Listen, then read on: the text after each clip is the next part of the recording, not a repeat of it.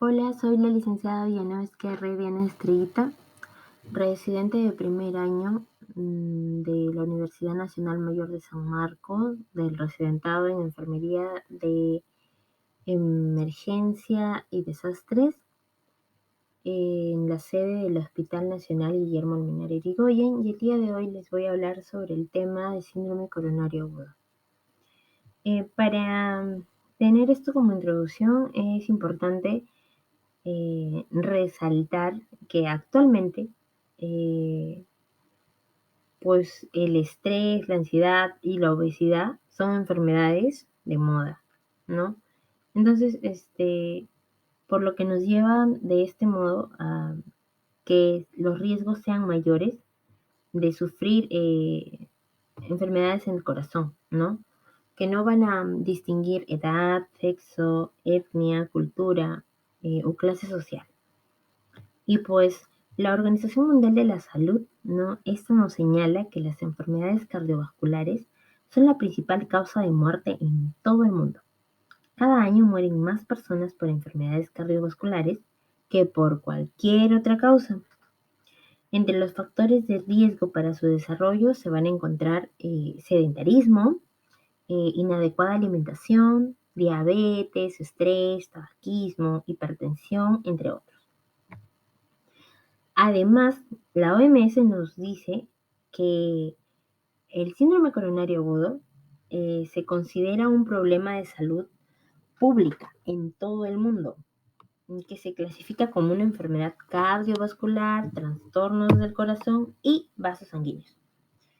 Y bueno, esta enfermedad también es una de las principales causas de morbimortalidad en los países occidentes y en España. Y en lo que respecta al Perú, esta enfermedad se ubica entre las 5 causas de muerte registradas cada año. Y bueno, esta enfermedad también es uno de los de mayor prevalencia, eh, donde su factor de mayor prevalencia es la aterosclerosis, y esta también se encuentra clasificada dentro de enfermedades cardiovasculares, ¿no? Donde su principal característica es la disminución del flujo sanguíneo arterial a nivel del miocardio. Por ello paso a presentar, ¿no? Hablar un poco más a fondo de esta enfermedad, el síndrome coronario agudo. Bien, la cardiopatía isquémica se caracteriza por un desequilibrio entre el aporte de oxígeno y su demanda en el tejido miocárdico, lo que origina una isquemia miocárdica que puede manifestarse según su intensidad y duración. Entonces, vemos aquí la clasificación de una angina de pecho estable y un síndrome coronario agudo. Respecto a la angina de pecho estable, pues la isquemia miocárdica se debe a un aumento de la demanda miocárdica de oxígeno. Y dentro del síndrome coronario agudo, la isquemia miocárdica se produce por disminución o la interrupción del flujo sanguíneo coronario. Y se clasifica en dos: síndrome coronario agudo con elevación del segmento ST y el síndrome coronario agudo sin elevación del segmento ST. Respecto al el síndrome coronario agudo con la elevación del segmento ST, pues incluye dentro el infarto agudo de miocardio con elevación del segmento ST, donde está indicada la reperfusión, intervención coronaria percutánea o fibrinólisis, excepto que hay una contraindicación con ello. Y en el síndrome coronario agudo sin elevación del segmento ST, pues incluye la angina inestable y el infarto agudo de miocardio sin elevación del segmento ST. Y aquí la fibrinólisis no está indicada. Respecto a la angina de pecho, pues esta se define como una molestia, dolor u opresión, generalmente torácica, atribuible a una isquemia miocárdica transitoria. Y lo que respecta a la angina de pecho inestable, pues se define como la isquemia miocárdica que tiene lugar en reposo o con mínimo esfuerzo en ausencia de necrosis de cardiomiocitos.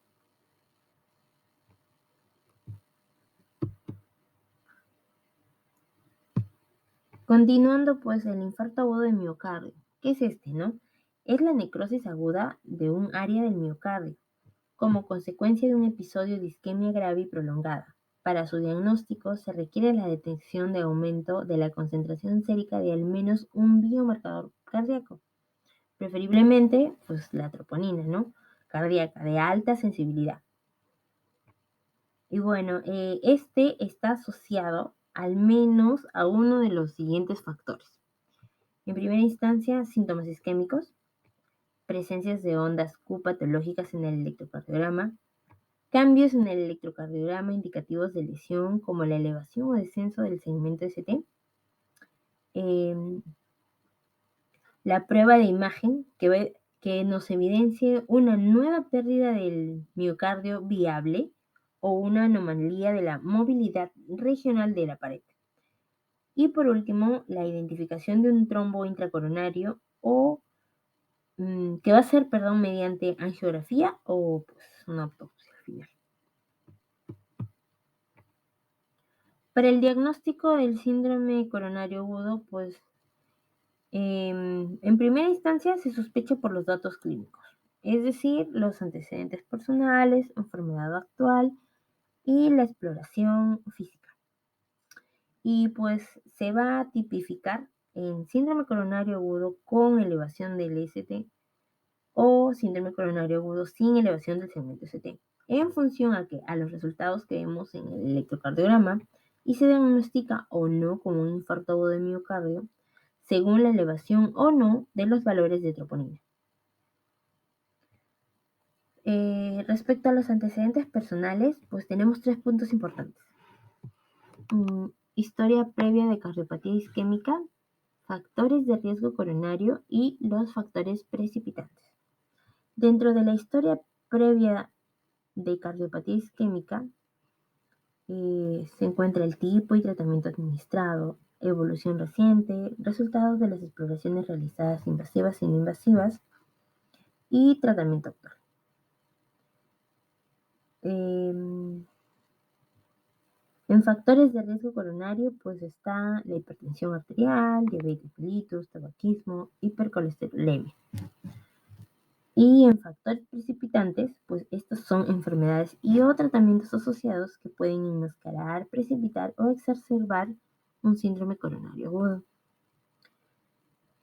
Con o sin estenosis coronaria coexistente, bien por el aumento del consumo miocárdico de oxígeno, donde se presenta taquicardia, tirotoxicosis, estado hiperadrenérgico, estrés emocional súbito, hipertensión arterial, estenosis aórtica, o bien por una disminución del aporte de oxígeno al miocardio, donde vemos hipoxemia, anemia, metahemoglobinemia.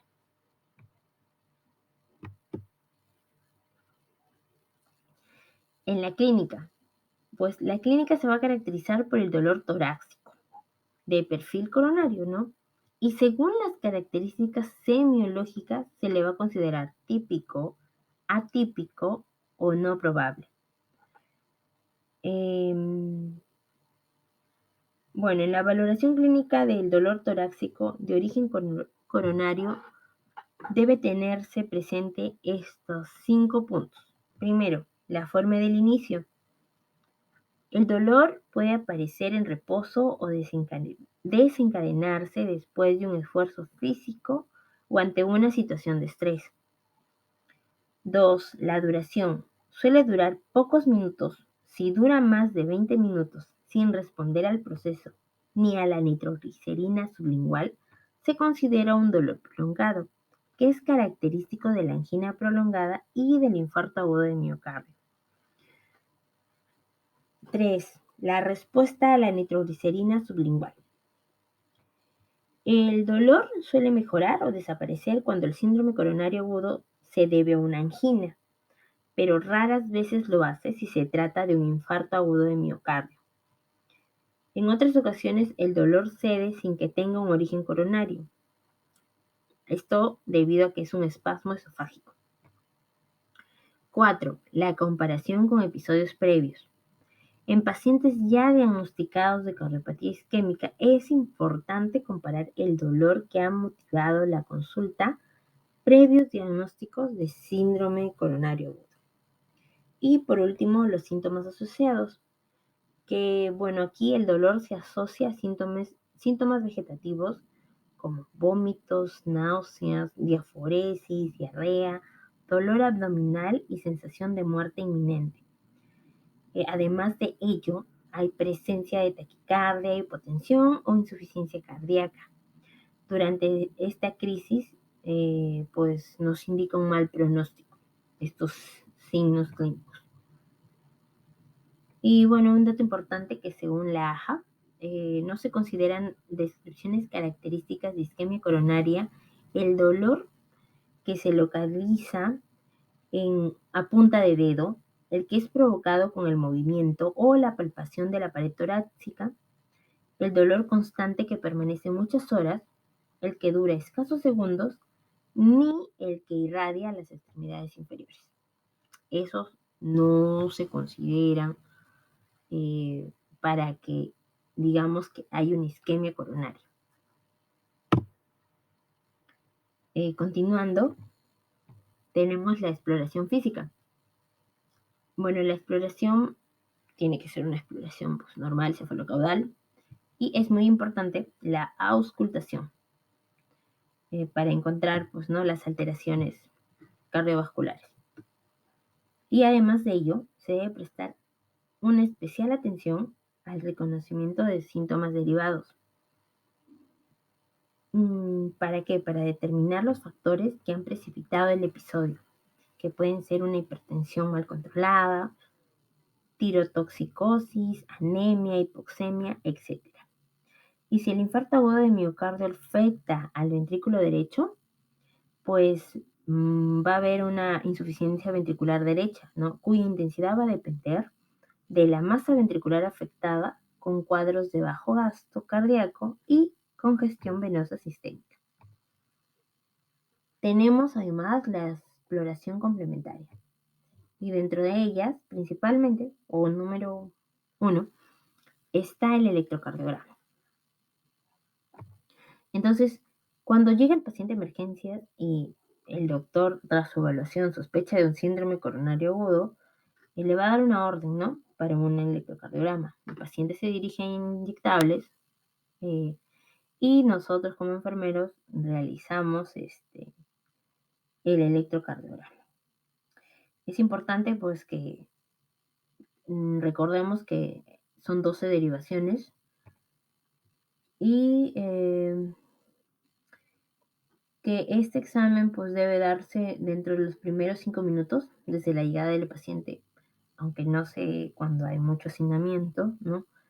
Y debe interpretarse en los primeros 10 minutos si el dolor es persistente o en los primeros 30 minutos si el dolor hubiera desaparecido y fuera sugestivo de una patología potencialmente grave. Y además de ello, es muy importante repetir esta exploración a las 6 y 24 horas en cada recurrencia del dolor y cuando haya cesado este. Y bueno, se recomienda que se realice un electrocardiograma antes de que el paciente sea dado de alta.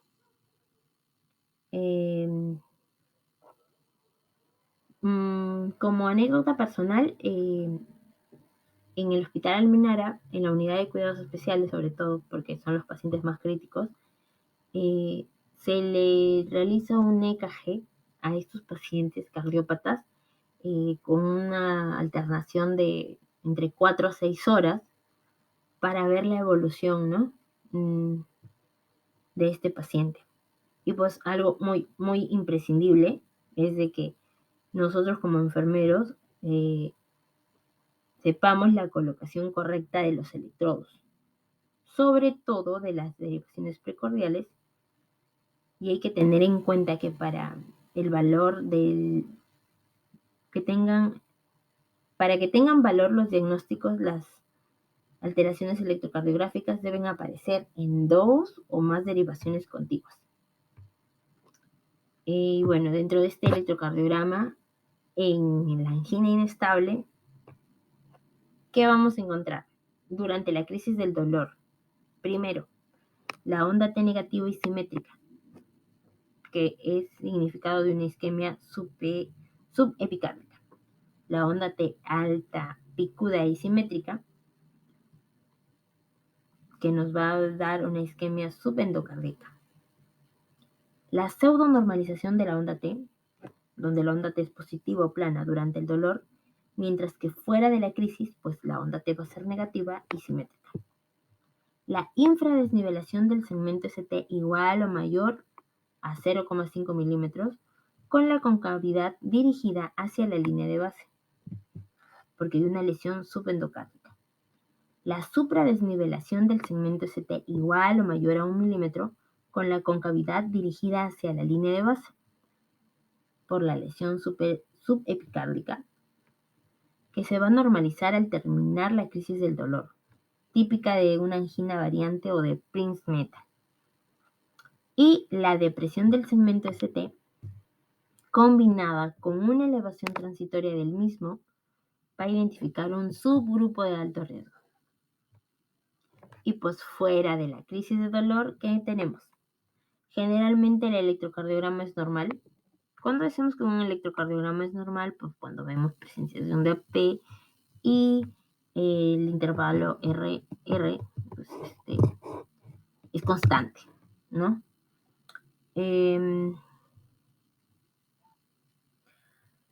Y en otras ocasiones, ¿no? Puede mantenerse las alteraciones ya descritas durante la crisis del dolor.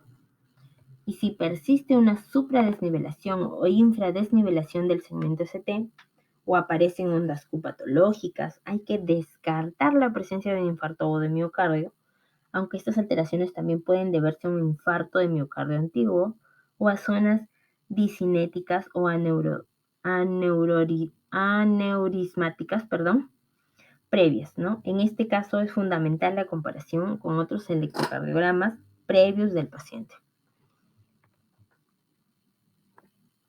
Bien, continuando, en el infarto agudo de miocardio, vamos a hablar 3 puntos: la fase aguda, la fase evolucionada y lo que respecta al infarto agudo de miocardio. En primera instancia, en la fase aguda, un IAM con segmento ST elevado. Aquí se va a detectar una supradesnivelación del segmento ST con concavidad dirigida hacia la línea de base con elevación mayor o igual de 1 milímetro, donde va a haber una lesión subepicárdica.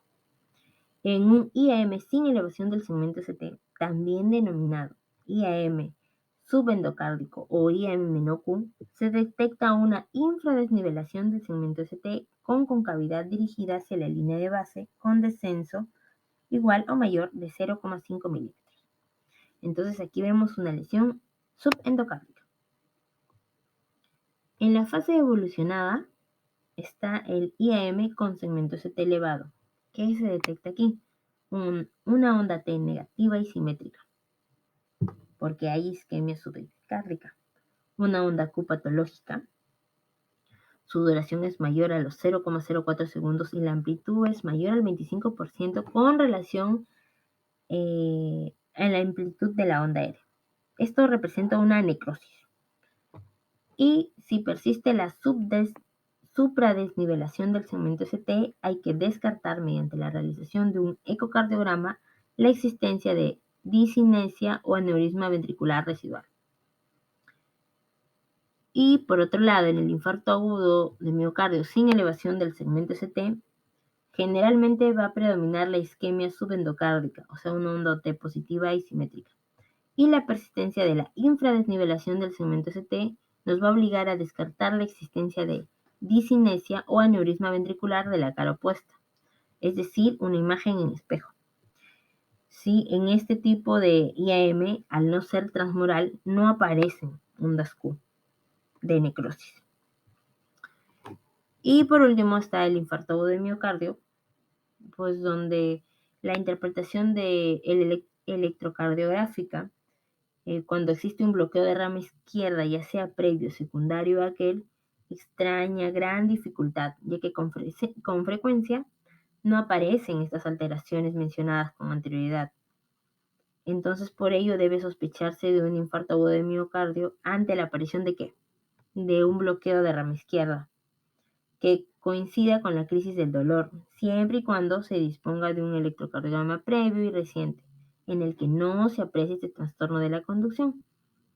Una elevación del segmento ST mayor a los 5 milímetros en las derivaciones que tienen complejo QRS en sentido contrario, es decir, no concordantes. También la elevación del segmento ST igual o mayor a 1 milímetro en las derivaciones que tienen un complejo QRS en el mismo sentido, es decir, concordante. Y, por último, el descenso del segmento ST de por lo menos 1 milímetro donde en V1, V2 o V3.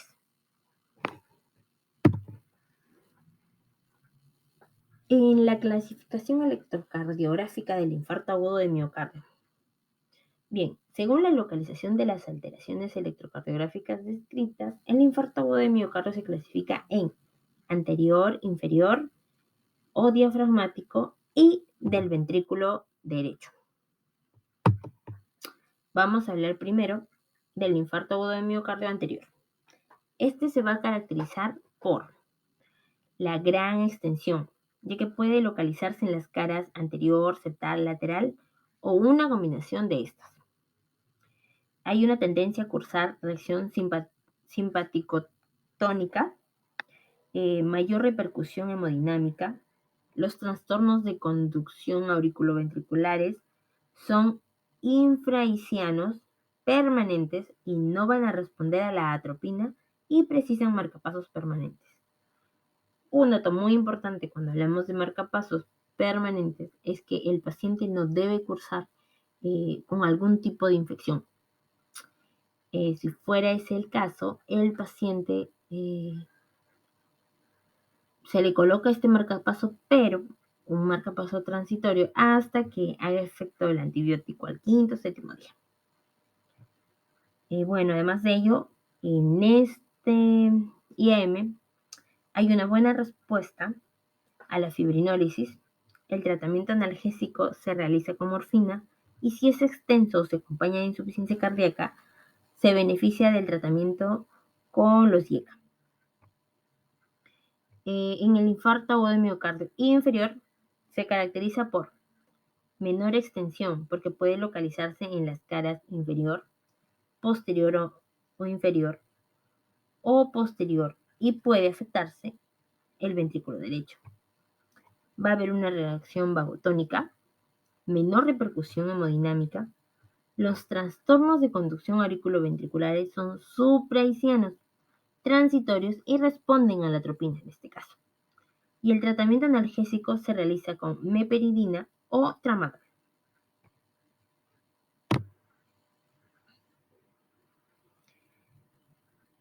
En el infarto agudo de miocardio de ventrículo derecho se caracteriza ¿por qué? Por coincidir con un infarto agudo de miocardio inferior, porque se localiza en el EKG en las derivaciones precordiales derechas, principalmente en V3, V4 y V7, V8 y V9. Se localiza se desencadena una insuficiencia del ventrículo derecho y está contraindicada la administración de nitratos, diuréticos e IECAS. Lo que sí se administra y con bastante precaución son los analgésicos narcóticos, sobre todo la morfina. Continuando con la exploración complementaria, tenemos las enzimas. Ya anteriormente se habló sobre ellas, ¿no? Voy a hablar a grosso modo. Esta es una prueba de laboratorio más específica del síndrome coronario agudo. Su elevación solo nos va a indicar un daño miocárdico y no el mecanismo de producción, por lo que va a complementarse con otros datos que ya fueron mencionados, que son los clínicos y el electrocardiograma, para confirmar que se haya producido pues la enfermedad coronaria, ¿no? Y además es muy importante recordar que tanto la troponina como la CKMB se elevan también en muchos otros procesos. Bien, respecto a las troponinas cardíacas, sobre todo la IIT, son las enzimas más específicas y se elevan a partir de las 6 horas del inicio del episodio y se van a mantener durante 7 a 14 días. Esto es importante. A pesar de ello, las toponinas no son útiles para detectar un reinfarto precoz, por lo que es preferible allí la CKMB, ¿no? Y se realiza una determinación antes de transcurrir a las 6 horas desde el inicio de síntomas y otra entre las 6 y 12 horas. En caso de duda, se hace una determinación a las 24 horas. Podría omitirse una segunda determinación en ausencia de otros hallazgos sospechosos, solo cuando el último episodio de dolor torácico tuvo lugar más de 12 horas antes de la determinación inicial de troponina. Es importante también recordar que otras afecciones que cursan con dolor torácico, como el aneurisma disecante de aorta o la embolia pulmonar, también pueden dar lugar al aumento de las troponinas. Y además, también pueden elevarse en presencia de daño cardíaco no coronario y patología no cardíaca, como en las miopatías esqueléticas o en la insuficiencia renal crónica. Continuando, pues tenemos las complicaciones eléctricas y mecánicas. Dentro de las complicaciones eléctricas van a aparecer todo tipo de arritmias, tanto rápidas como lentas. De las taquiarritmias, las más frecuentes son las extrasístoles ventriculares, los ritmos idioventriculares acelerados, la taquicardia y la fibrilación ventricular. Y de las bradiarritmias, las más frecuentes incluyen distintos grados de bloqueo auriculoventriculares, bradicardia sinusual e incluso la asistolia. Y dentro de las complicaciones mecánicas, pues están la insuficiencia cardíaca, un shock cardiogénico. Puede haber rupturas de ¿dónde? De la pared libre ventricular debido a un taponamiento cardíaco, del tabique interventricular por una insuficiencia biventricular aguda y del músculo papilar debido a una insuficiencia mitral aguda y o asociada al edema agudo del pulmón. También tenemos la disfunción del músculo papilar por una insuficiencia mitral aguda y también edema agudo de pulmón. Un aneurisma o dilatación aguda de la zona necrosada y otras, como la tromboembolia pulmonar, la embolia sistémica o pericarditis.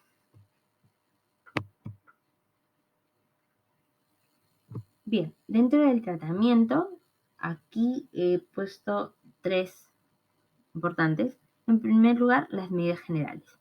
Reposo absoluto, que va a incluir una dieta absoluta, y sobre todo tener en cuenta cuando está indicada la fibrinólisis, porque allí el paciente va a presentar una inestabilidad hemodinámica y puede cursar con vómitos.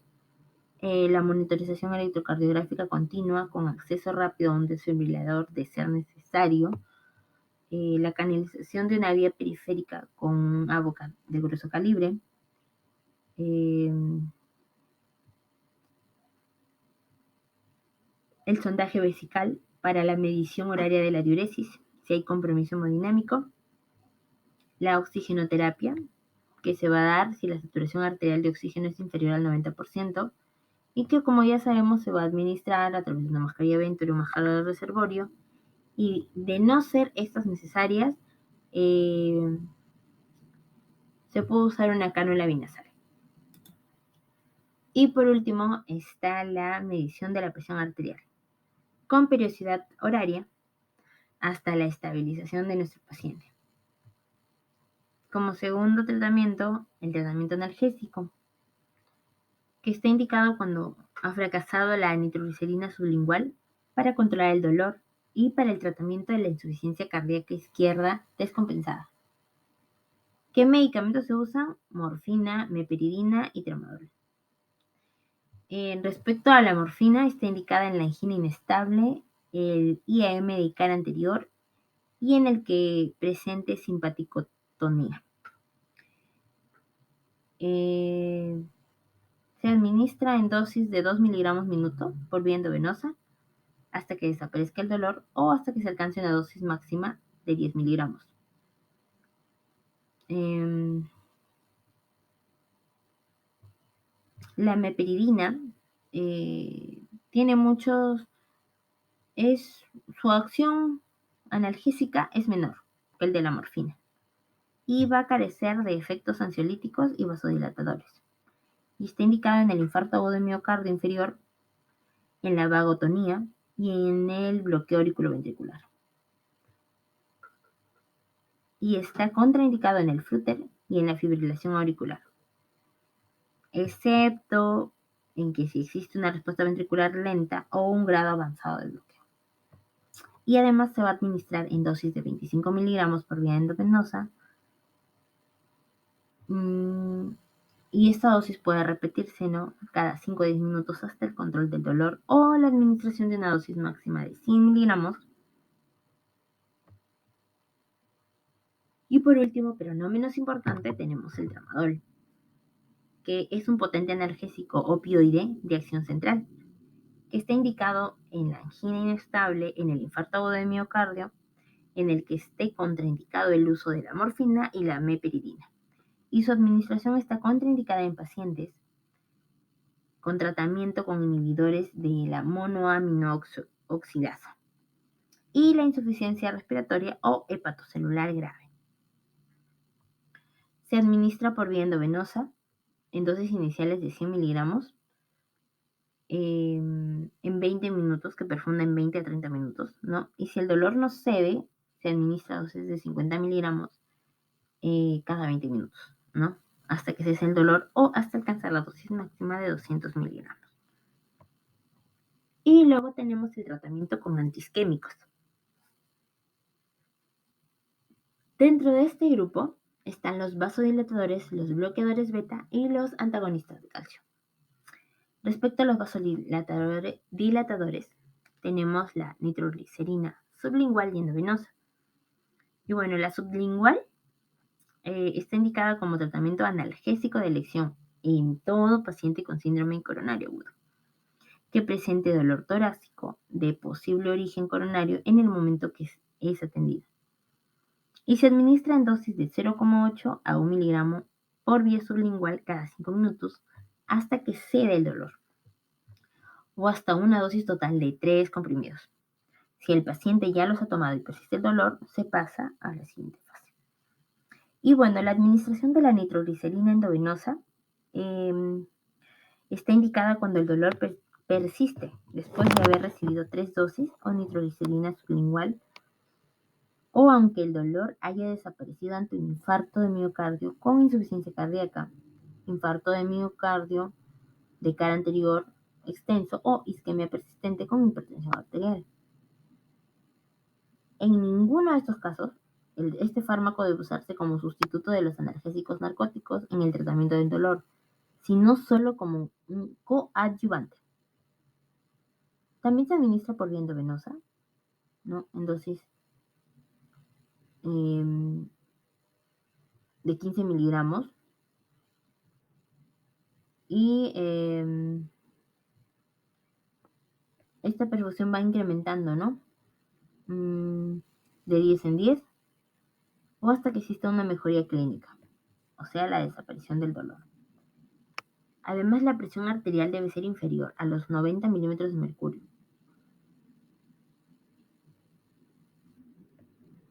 La frecuencia cardíaca de forma mantenida debe ser superior a 110 latidos por minuto. En ese caso se va a suspender la perfusión después de disminuir progresivamente la dosis, o se produzca un incremento de 10 latidos por minuto sobre la frecuencia previa, y se suspenden los incrementos de esta dosis. O se llega a la dosis máxima de 70 gotas por minuto, y este fármaco además está contraindicado en las siguientes situaciones, ¿no? Infarto agudo de miocardio de ventrículo derecho, taquicardia mayor a los 110 latidos por minuto, la hipotensión, la presión arterial menor a 90 milímetros de mercurio y la bradicardia grave, sobre todo si se asocia a hipotensión. Además, la hipersensibilidad a los nitratos, la miocardiopatía hipertrófica obstructiva, la pericarditis constrictiva y taponamiento pericárdico, además de la hipertensión intracraneal y si el paciente toma inhibidores de la 5-fosfodiesterasa, como el sildenafilo, vardenafilo, tadalafilo. Y luego tenemos los bloqueadores beta. Se utilizan estos bloqueadores beta cardioselectivos sin actividad simpático-mimética intrínseca, y su administración está indicada en todo síndrome coronario agudo, siempre que no exista contraindicación para su empleo y el paciente no haya recibido esta terapia en las últimas 12 horas. Debe utilizarse siempre la vía oral, excepto cuando sea imposible. La dosis debe ajustarse para conseguir una frecuencia cardíaca en reposo que oscile entre 50 y 60 latidos por minuto. Las contraindicaciones relativas del uso de bloqueadores beta son, entre otros, pues la frecuencia cardíaca inferior a los 60 latidos por minuto, la presión arterial sistólica inferior a 100 milímetros de mercurio, la disfunción moderada o grave del ventrículo izquierdo, los signos de hipoperfusión periférica, que el espacio entre PR sea mayor a los 0,24 segundos, que en un bloqueo auriculoventricular de segundo y tercer grado, que hay una enfermedad pulmonar obstructiva crónica grave, asma bronquial, enfermedad vascular periférica grave y la diabetes mellitus mal controlada. Por vía oral se administra metoprolol, atenolol. De igual manera, la administración es endovenosa de estos medicamentos. Y dentro del último está los antagonistas de calcio. Estos grupos farmacológicos son los más utilizados, que son los dipropiridinas, que vienen a ser el amlodipino y nifedipino, las fenilalquilaminas, que es el verapamilo, y las benzodiazepinas, el dieltiazem. Está indicada su administración en que cuando hay angina variante o de Prince-Metal, que se administra verapamilo o diltiazem. Cuando esté contraindicado el uso de los bloqueadores beta. En la angina persistente, dihidropiridina, como amlodipino asociado a un bloqueador beta. Están contraindicados en la hipotensión arterial, asociación de bloqueadores beta con verapamilo, diltiazem, disfunción ventricular sistólica grave, bloqueo auricular de segundo grado o tercer grado con ausencia de marcapasos, bradicardia sinusal sintomática o asintomática, pero con una frecuencia ventricular inferior a 40 latidos por minuto. Los preparados y sus dosis corresponden a la siguiente forma. Verapamilo, pues, vía oral, 80 miligramos, ¿no? Y en dosis de cada 8 horas. Sí. Y el dialtazem, que son comprimidos de 60 miligramos, que se administran por vía oral. Y por último tenemos el amlodipino en dosis inicial de 5 miligramos cada 24 horas por vía oral.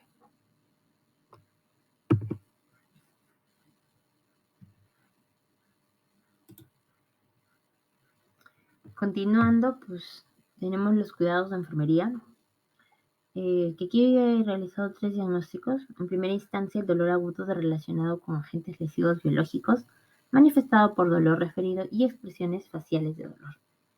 Respecto al NOC, pues tenemos que ver el control del dolor del paciente, y en NIC, pues la administración de analgésicos, ¿no?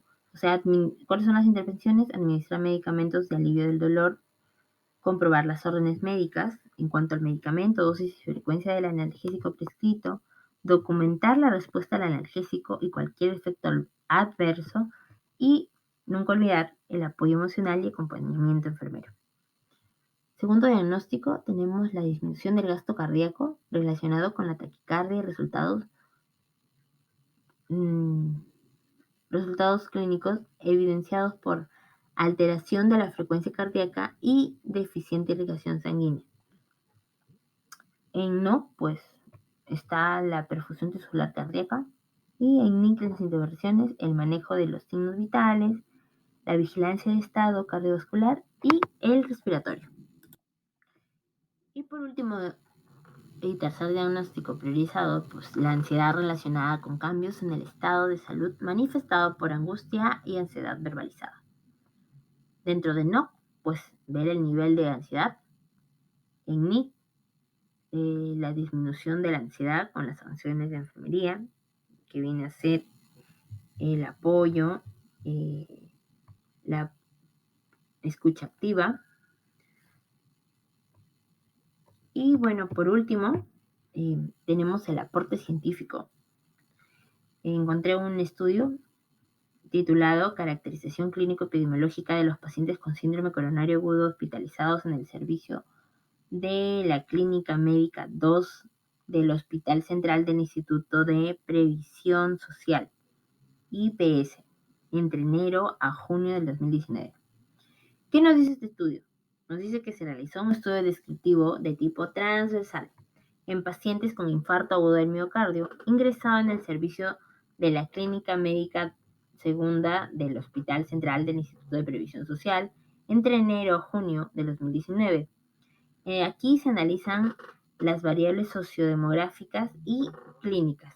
Los resultados fueron que se incluyeron 74 pacientes, de los cuales el 53% respondió al sexo masculino y el 94% presentó hipertensión arterial. La edad de diagnóstico más frecuente fue de 65 años, 64 en el sexo femenino y 66 en el sexo masculino. El motivo de consulta más frecuente fue el dolor precordial, en un aproximado de 83%, y en el 70% se presentó sin elevación del segmento ST, y el 35% presentó lesión de múltiples vasos coronarios, concluyendo que los pacientes adultos mayores del sexo masculino fue predominante la hipertensión arterial,